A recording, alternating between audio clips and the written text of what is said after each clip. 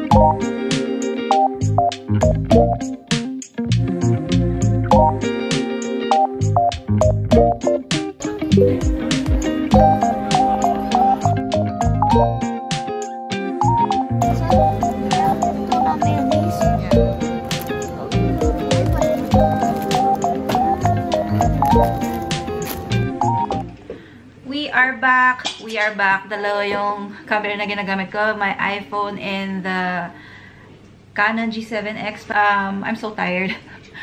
Day 1 pa lang namin ngayon. Umalis kami dito sa hotel around 10 o'clock, if I'm not mistaken. And then, yung pinunta namin is sa Starbucks Roastery sa Meguro. And then, after doon, nagpunta kami sa Meiji. After sa Meiji, pumunta kami sa Cosme Tokyo, which is parang Watson's, or hindi siguro Watson's kasi hindi naman siya drugstore. So, parang Rustan's na lang. Oh, pinagpapabukas si Luna ng pagkain niya. Here go, Luna. Here you go. Luna. Ayun na yung aso.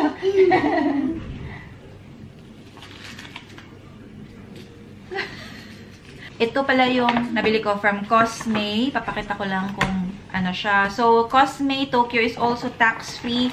So, pag tax-free, syempre, hindi mo pwedeng gamitin yung mga products na binili mo doon. So, nakabalot siya ng ganito.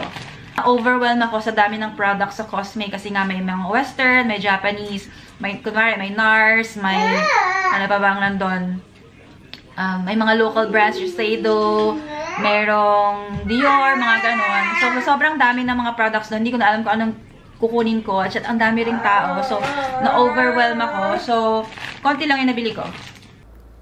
Ito yung mga nabili ko from at Cosme. My all-time favorite Heroin Make mascara. And then, yung favorite ko din na mascara remover from Heroin Make. I discovered this mascara in 2018. Naging favorite ko din siya, so kumuha ako ng isa. I want to try this Kiana Rice Mask. So, kumuha ako ng isa. Super VC 100 Mask. This eye cream from Sana. This blush from Blend Berry. The shade is number 2. I also got this tool. It's a mascara comb. One Day Tattoo for the brows. Shade is number 2. Brown eyeliner from DUP or DOP. Another mascara, but this time it's brown from DUP.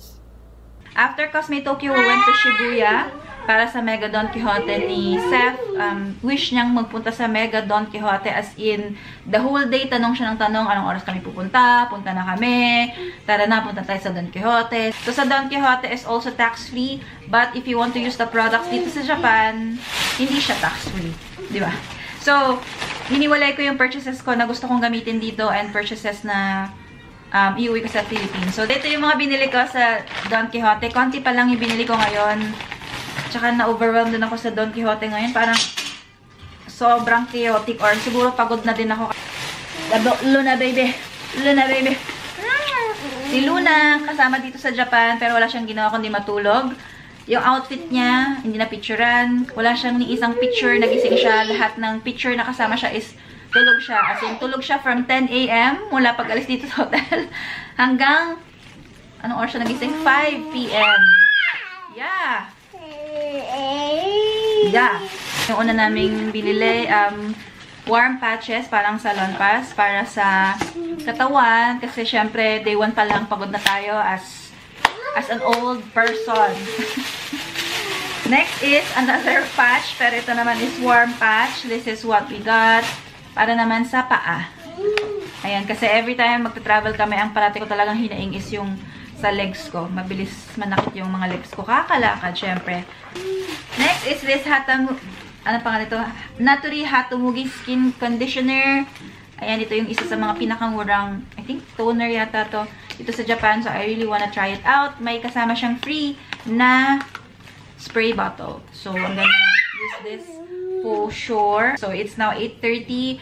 Kakain sana kami sa labas, pero pagod na rin kami. So, we decided to buy food na lang ulit sa Konbini or sa convenience store. But this time, sa Family Mart naman.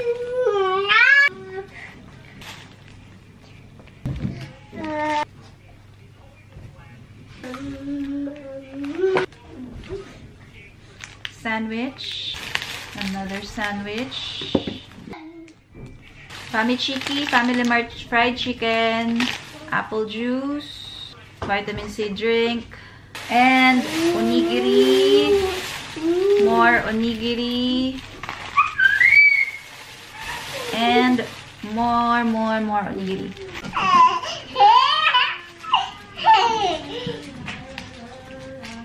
Yes, Luna? Let's try the Family Mart fried chicken. Ang tawag dito ay Famichiki.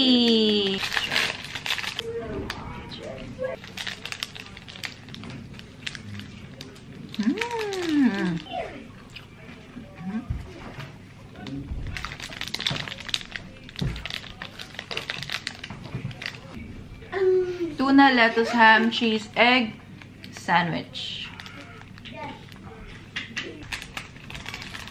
Saan mo bang kakainin ito na ganito?